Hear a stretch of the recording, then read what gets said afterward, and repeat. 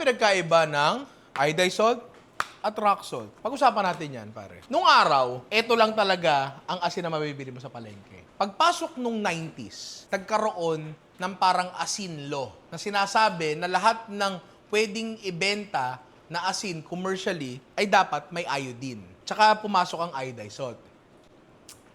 Bakit yung iba sinasabi na mas maalat ang rock salt kaysa sa iodized salt? Ito lang yung dahilan dyan. Kasi minsan, kapag nilalagay nila yan sa ulam, hahaluin nila ng konti, titikman nila, ay matabang pa. Dagdagan ko uli.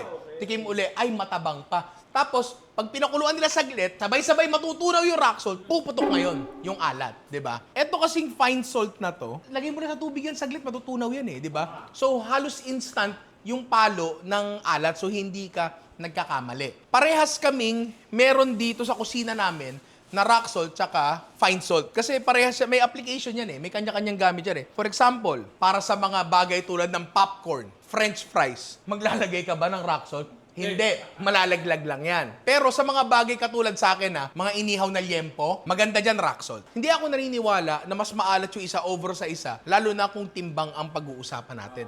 Kapag kinain mo yung ganyan, agad-agad dyan, didikit sa bibig mo, malulusaw agad siya. Eto, buo-buo sa...